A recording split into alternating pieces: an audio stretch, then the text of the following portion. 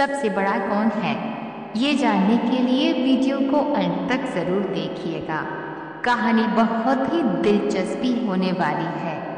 दोस्तों, एक गांव में भूख, प्यास, नींद और आशा नाम की 4 बहनें थीं। एक बार चारों बहनों में लड़ाई हो गई।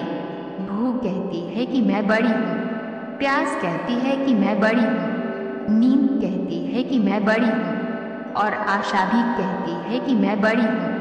चारों इस विवाद को लेकर राजा के पास पहुंची। एक ने कहा, मैं बड़ी हूँ। दूसरी ने कहा, मैं बड़ी हूँ। तीसरे ने कहा, मैं बड़ी हूँ। और इसी तरह चौथी ने भी कहा, मैं बड़ी हूँ। राजा ने ये सुनकर सबसे पहले भूख से कहा कि भूख, तुम बताओ कैसे बड़ी हो? तो भूख ने कहा, मैं इसलिए बड़ी हूँ क्योंकि मेरे ही कारण घर में चूल्हे जलते हैं, अच्छे अच्छे पकवान बनते हैं और जब थाली सजा कर दी जाती है तब मैं खाती हूँ, इसलिए मैं सबसे बड़ी हूँ। यह सुनकर राजा ने अपने सैनिकों को आदेश दिया कि जाओ, राज्य के प्रत्येक कोने कोने तक ये घोषणा कर दो कि आज से किसी के घर में भोजन नहीं बनेगा। फिर देखते हैं जब भूख को भूख लगेगी तो वह क्या करेगी। पूरा दिन बीत गया, पूरी रात बीत गई। जब सुबह हुई तो भूख को भूख सताने लगी तो वो इधर उधर भोजन की तलाश करने लगी। जब उसे कुछ नहीं मिला तब वो भूख के कारण घर में पड़ी बासी रोटियों को खाने लगी। प्यास यह सब देख रही थी। वह तुरंत राजा के पास गई और बोली, हे राजन, भूख हार गई। वो घर में पड़े बासी रोटियों को खा रही है। देखिए, मैं सबसे बड़ी हूँ। राजा ने कहा, तुम बताओ कैसे बड़ी हो?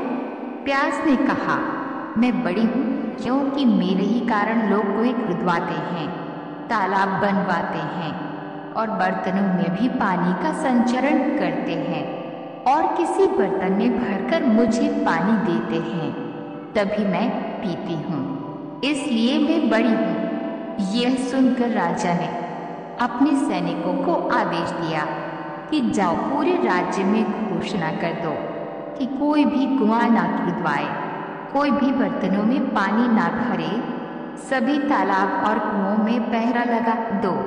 देखते हैं जब प्यास को प्यास लगेगी तो वो क्या करेगी। पूरा दिन बीत गया, एक रात भी बीत गई। जब दूसरे दिन प्यास को प्यास सताने लगी तब वह इधर उधर भटकने लगी। उसे जब कहीं पानी पीने को नहीं मिला, वह मजबूर होकर गड्ढे का पानी पीने लगी। बिन ये सब देख रही थी। उसने तुरंत राजा के पास जाकर कहा, हे राजन, प्यास हार गई। वो गड्ढे का पानी पी रही है, इसलिए मैं सबसे बड़ी हूँ। राजा ने कहा, तुम कैसे बड़ी हो? तो नींद ने कहा, मैं इसलिए बड़ी हूँ क्योंकि मेरे ही कारण लोग पलंग बनाते हैं, बिस्तर लगाते हैं। जब मुझे बिस्तर लगा कर देते हैं तब मैं सोती हूँ, नहीं तो मैं नहीं सोती हूँ। राजा ने अपने सैनिकों को आदेश दिया कि पूरे राज्य में घोषणा कर दो कि कोई भी पलंग ना बिछाए, उसमें बिस्तर ना लगवाए। नींद को जब नींद आएगी तब देखते ही वो क्या करेगी। पूरा दिन बीत गया, आधी रात बीती कि तभी नींद को नींद आने लगी तो इधर उधर बिस्तर खोजने लगी। जब बिस्तर नहीं मिला तो वह मजबूर होकर जमीन पर ही सो गई। आशा ये सब देख रही थी।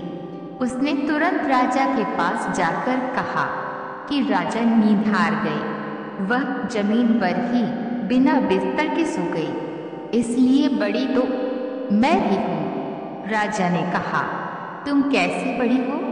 आशा ने कहा, मैं इसलिए बड़ी हूँ क्योंकि लोग मेरे ही कारण काम करते हैं, नौकरी धंधा और मजदूरी करते हैं, परेशानियाँ उठाते हैं, लेकिन आशा के दीप को बुझने नहीं देते। राजा ने ये सुनकर अपने सैनिकों को आदेश दिया कि पूरे राज्य में घोषणा कर दो कि कोई भी नौकरी ना करे, कोई मेहनत मजदूरी ना करे, कोई भी काम धंधा ना करे, कोई भी आशा के दीप को ना जलाए।